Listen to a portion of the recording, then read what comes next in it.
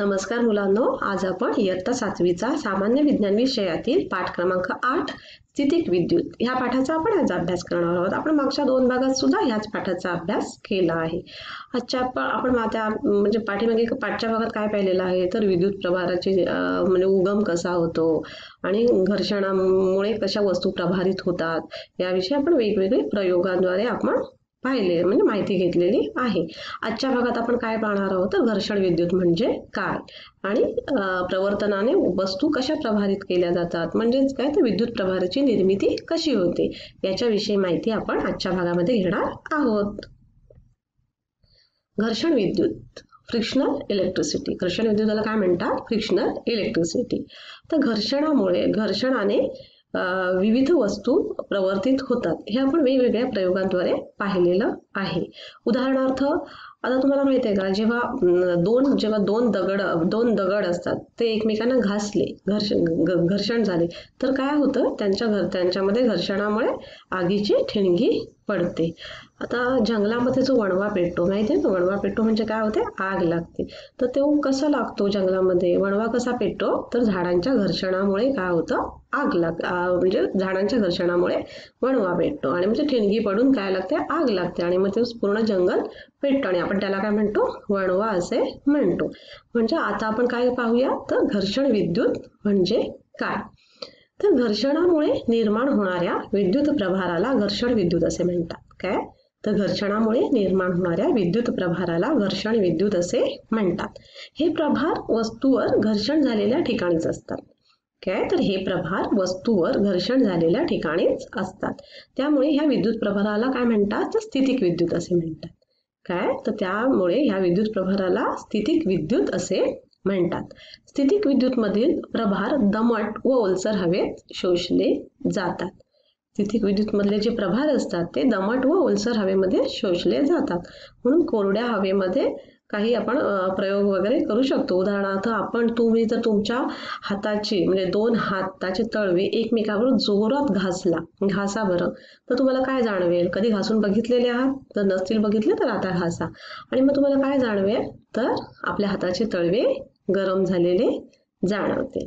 काय तर आपल्या हाताचे हे तळवे आहेत ते गरम झालेले जाणवतील. म्हणजे घर्षणामुळे काय होतात?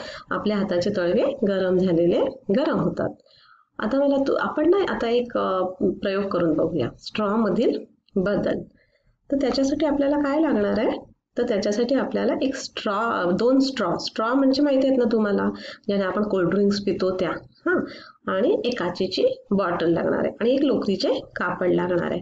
तर प्रथम काय करणार आहोत आपण तर एक काचेची बॉटल घेणार आहोत आणि त्याच्यावर एक स्ट्रॉ आडवी टाकणार आहोत आणि दुसरी स्ट्रॉ तिच्या जवळ नेणार आहोत.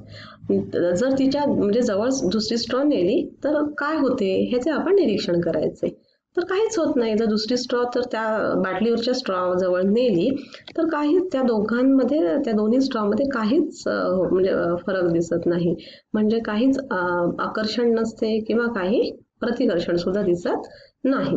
मग काय करायचं? मग एक स्ट्रॉ आपल्याकडे जो लोकरीचा कपडा आहे त्याच्यावर घासायची. म्हणजेच काय होईल? ती स्ट्रॉ प्रभारित होईल. काय होईल? प्रभारित होईल.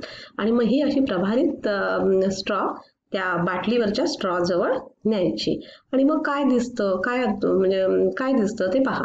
तर काय होतं तर ह्या 2 स्ट्रॉ असतात, जी बाटलीवरची स्ट्रॉ आणि ही प्रभारित स्ट्रॉ, त्या एकमेकांकडे आकर्षित होतात. काय होतात? एकमेकांकडे आकर्षित होतात. म्हणजेच काय तर विद्युत प्रभारित वस्तू प्रभार नसणाऱ्या वस्तूंना आकर्षित करतात. कळलं? आता काय करायचं तर आता आपण दोन्ही स्ट्रॉ त्या लोकरीवर घासायच्या. म्हणजे जी बाटलीवरची स्ट्रॉ होती ना ती सुद्धा आणि अगोदर पण आपण प्रभारित केलेली आहे ती सुद्धा स्ट्रॉ आपण दोन्ही स्ट्रॉ लोकरीवर घासायच्या आणि मग आता ती स्ट्रॉ त्यातली एक स्ट्रॉ बाटलीवर ठेवायची. बॉटलवर जी काचेची बॉटल आहे त्याच्यावर ठेवायची आणि दुसरी स्ट्रॉ तिच्या जवळ घेऊन जायचं. तर काय होईल माहिती आहे का तर ते या 2 स्ट्रॉ एकमेकांपासून दूर ढकलल्या जातील. काय होते? त्या 2 स्ट्रॉ एकमेकांपासून दूर ढकलल्या जातात. म्हणजेच काय तर समान विद्युत प्रभारामध्ये प्रतिकर्षण होते. काय होतं तर समान विद्युत प्रभारामध्ये प्रतिकर्षण होते. आता काय करायचं माहिती आहे का? आता आपण जो लोकरीचा कपडा घेतलेला आहे तोच लोकरीचा कपडा आपण त्या बाटलीवरच्या स्ट्रॉच्या जवळ न्यायचा. काय तर तो बाटलीवरच्या स्ट्रॉच्या जवळ न्यायचा. मग काय होतं त्याचं आपण निरीक्षण करायचं. तर काय नाही म्हणजे तो बाटलीवरच्या स्ट्रॉच्या जवळ नेला तर काय होतं त्या दोघांमध्ये आकर्षण होतं. म्हणजे जी बाटलीवरची स्ट्रॉ आणि हा लोकरीचा कपडा जो आपण घर्षण करण्यासाठी वापरला होता तो. म्हणजेच काय आपल्याला म्हणतं ह्याच्यावरून आपल्याला काय समजते तर की विरुद्ध विद्युत प्रभारामध्ये आकर्षण होते. काय विरुद्ध विद्युत प्रभारांमध्ये आकर्षण होते. म्हणजे आपल्याला ह्या प्रयोगावरून काय समजलं तर विद्युत प्रभारित वस्तू प्रभार नसणाऱ्या वस्तूंना आकर्षित करतात. समान विद्युत प्रभारामध्ये प्रतिकर्षण होते आणि विरुद्ध विद्युत प्रभारामध्ये आकर्षण होते. विद्युत प्रभारित वस्तू ओळखण्यासाठी प्रतिकर्षण ही कसोटी वापरली जाते. कुठली तर प्रतिकर्षण ही कसोटी वापरली जाते. आता मला आपण एक छोटासा प्रयोग तुम्ही घरच्या घरी सुद्धा करू शकता मुलांनो. काय करायचं माहितीये का एक थर्माकोलचे छोटेसे बॉल किंवा मोहरीचे दाणे आपल्या घरामध्ये राहायचे. त्याचा जो मोहरीचा डब्बा असतो त्याच्यामधले मोहरीचे दाणे एका प्लास्टिकच्या बाटलीत घेऊन ती बाटली तुम्ही जोराने हलवा. काय करा थर्माकोलचे बॉल किंवा घरातली मोहरीचा आपला जो डब्बा असतो मोहरीचा त्याच्यामधले मोहरीचे दाणे घ्यायचे आईकडून आणि एका प्लास्टिकच्या बाटलीत घेऊन ती बाटली काय करा जोराने हलवा. मग दाणे एकमेकांपासून दूर जाण्याचा प्रयत्न करतात पण बाटलीला चिकटतात. असे का होते ते दाणे एकमेकाला चिकटत नाहीत. ते कशाला चिकटतात तर ते बाटलीला चिकटून बसतात. असे का होते बरं.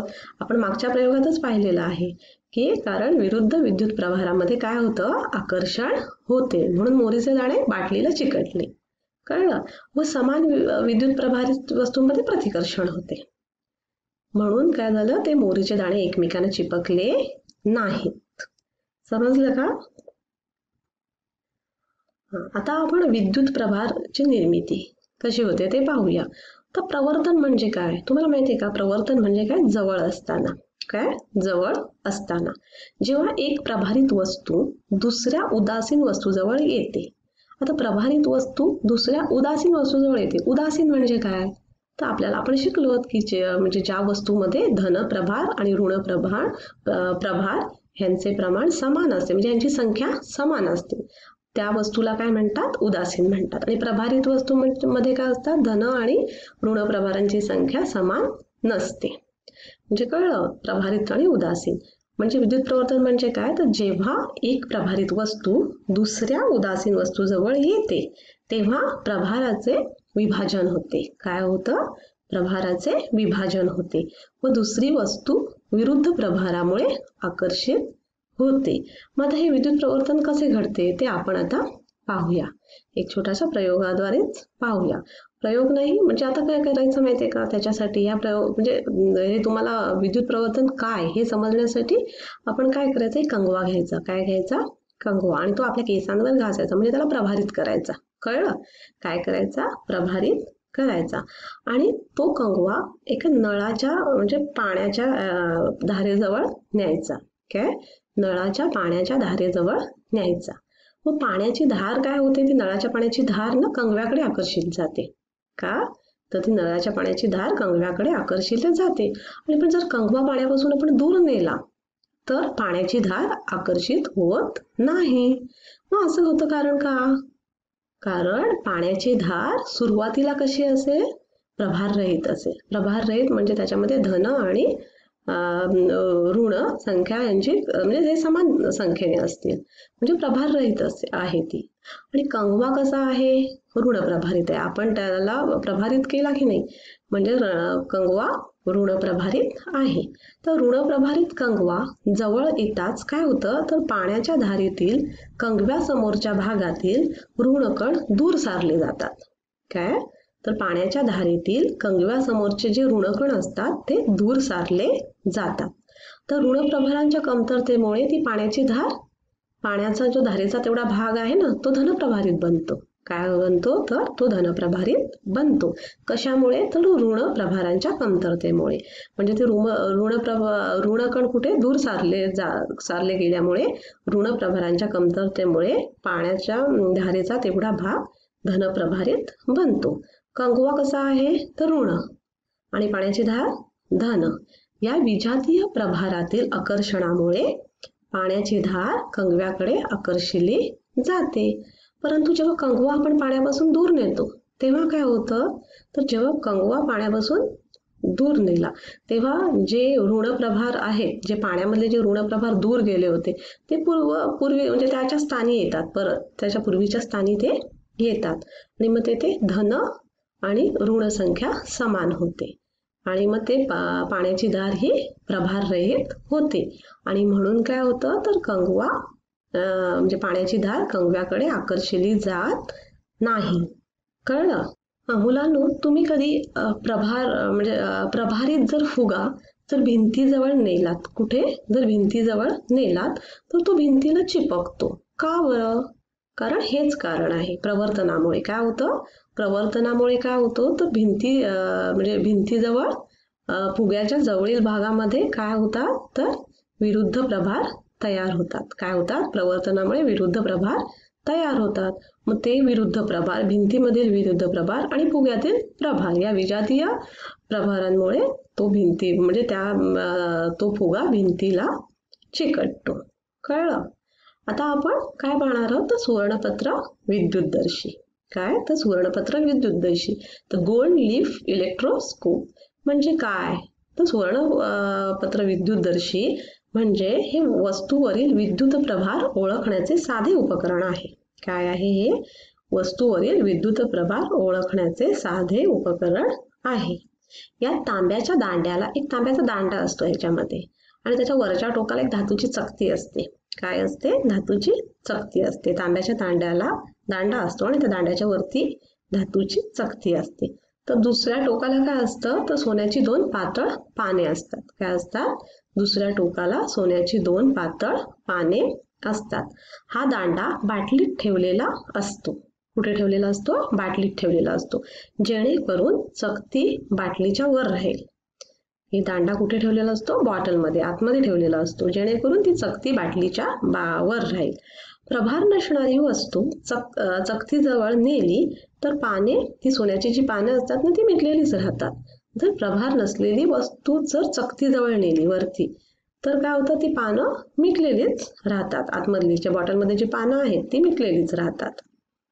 आणि प्रभारित वस्तू चकतीजवळ नेताच काय होतं, तर दोन्ही पाने सजातीय विद्युत प्रभारामुळे प्रतिकर्षित होतात.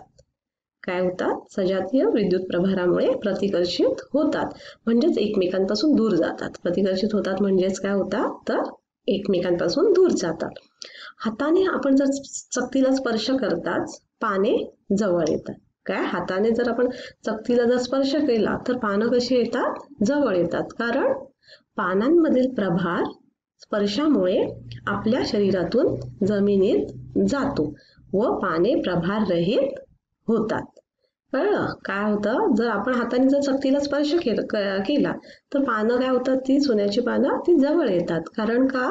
तर पानांमधील प्रभार स्पर्शामुळे आपल्या शरीरातून जमिनीत जातो व पाने प्रभाररहित होतात.